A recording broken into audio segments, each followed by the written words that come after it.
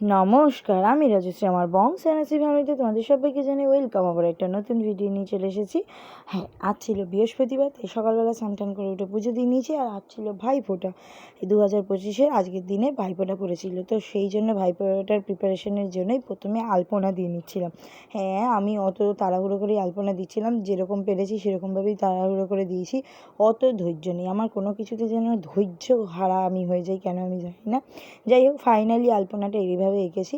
কীরকম হয়েছে সবাই একটু জানিও। আর এই যে সুন্দর করে এখন ঘরটাকে সাজিয়ে নিচ্ছি, আম পল্লব, পান পাতা, সুপারি, ফুল দিয়ে সুন্দর করে। আর এইখানে রেখেছি প্রদীপ, কাজললতা, শিশির, ঘি, চন্দন আর দই। এই 4টে জিনিস দিয়েই আমি ফোঁটা দিই। আর এইখানে বাইরের কেনা কচুরি, বাইরের কেনা কেক, বাইরের কেনা মিষ্টি রয়েছে। হ্যাঁ, একটাই মিষ্টি দিয়েছি, কারণ কি ওরা কেউ খেতে চায় না 5 রকম মিষ্টি, ঠিক আছে? সেই জন্য আমি কচুরি, কেক আর মিষ্টি দিয়েই দিলাম। যাই হোক, এখন ফাইনালি ফোঁটা দিতে বসে গেলাম। ভাইয়ের কপালে দিলাম ফোঁটা, জমের দুয়ারে পড়লো কাঁটা, যমুনা দেয় জমকে ফোঁটা, আমি দিই আমার ভাইকে ফোঁটা। এই বলেই ফোঁটা দিতে হয়। এখন ওকে আশীর্বাদ করে নিচ্ছিলাম, কিন্তু ওকে আশীর্বাদ করে কী লাভ? আমাকে একটা গিফট দেয়নি ঠিক করে আমার পছন্দ মতন। ঠিক আছে ঠিক আছে, আমিও দেখবো যে তুই কবে দিস। হ্যাঁ, গিফট ছাড়া কোনো ফোঁটা হওয়া উচিতই না। দিদিরা অপেক্ষা করে থাকে, বোনরা অপেক্ষা করে থাকে এই দিনে দাদা ভাইদের থেকে গিফট পাবে। হ্যাঁ, ও খালি হাতে এসছে ফোঁটা নিতে, বাজে ছেলে একদম। আমি জানি ও কিছু করেনি আমার জন্য, কিছু কিনেও আনেনি, কারণ আমি তো জানি ওকে। তারপর ওকে মিষ্টি খাইয়ে নিচ্ছিলাম, আরতি করে নিচ্ছিলাম, জল খাইয়ে দিচ্ছিলাম। তারপর বললো কেকটা খাওয়া, মিষ্টিটা খাওয়ালে এবার কেকটা খাওয়াবি না? আমি বললাম কেন, কেকটা আমি খাবো, তোকে দিয়েছি না আমি, কেকটা আমি খাবো। বলছে না তুই আমাকে দে, আমাকে খাওয়া।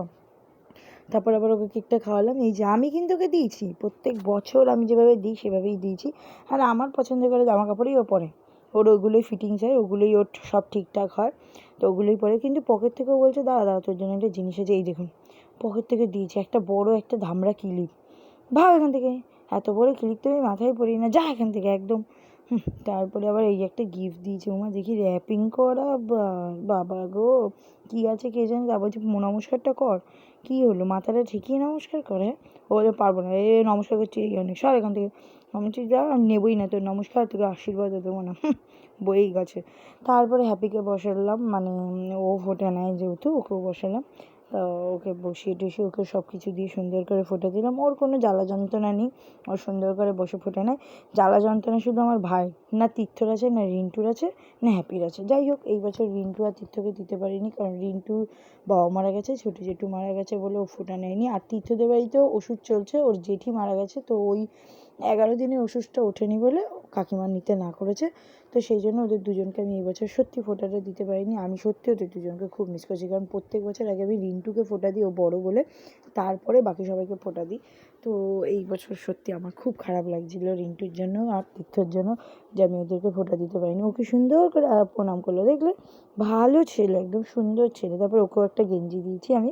তারপরে ও আমাকে দিয়েছে 201 টাকা, ওদের শাগুন হয় ওটা দেওয়া। ও অ্যাকচুয়ালি মারোয়ারি, তো আমাদের পাশেই থাকে, তো ছোটো ভাই, সেই জন্য ফোঁটা দিই। তারপরে সঞ্জিত আর আমি বেরোলাম ফাইনালি।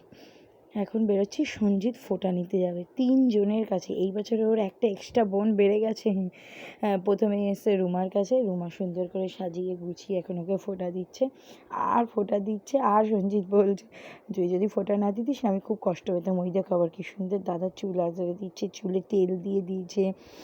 ওইভাবে ওদের ফোঁটা, সবার এক এক রকম ফোঁটা হয়, তাই না? আবার এই মিষ্টিগুলো সব ও খেয়েছে সব।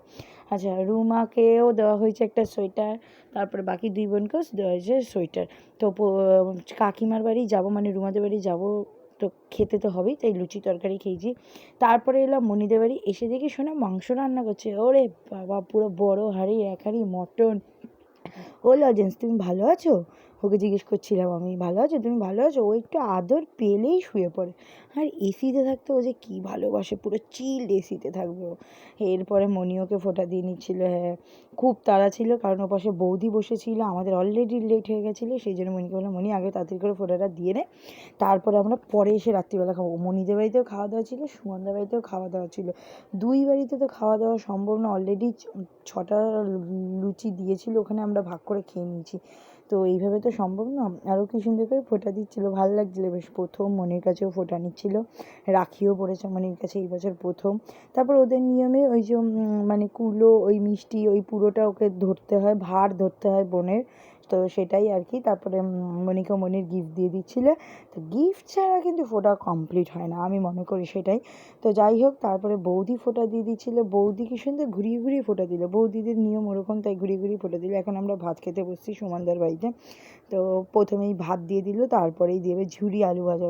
সব বৌদি আর জেঠি নিজে রান্না করেছে, কোনো ক্যাটারিং না কিন্তু, হ্যাঁ, সব নিজে রান্না করেছে। আর এই ডালটা হচ্ছে টক ডাল, মানে বেশি খুব একটা টক নয়, মোটামুটি হালকা টক ডাল। তো এখন ফাইনালি আমরা সবাই মিলে খেতে বসে গেছি। বেশ আনন্দ করি আমরা, অনেক দিন পর একসাথে হলাম। তো এই কাতলা মাছটা করেছিল বৌদি, সত্যিই দারুণ করেছিল। কীরকম কাতলা করেছিল আমি ঠিক জানি না, দই কাতলা না পোস্ত কাতলা, দারুণ করেছিল। আবার পোলাও, আবার মাংস করেছিল। তোমাদের সবাই ভাইফোঁটা কেমন গেছে অবশ্যই কমেন্টের মাধ্যমে জানিয়ে। সবাই ভালো থেকো, সুস্থ থেকো, সবার ভাইফোঁটা খুব ভালো থাকুক, সবার বোনরা দিদিরা খুব ভালো থাকুক। রাধে রাধে।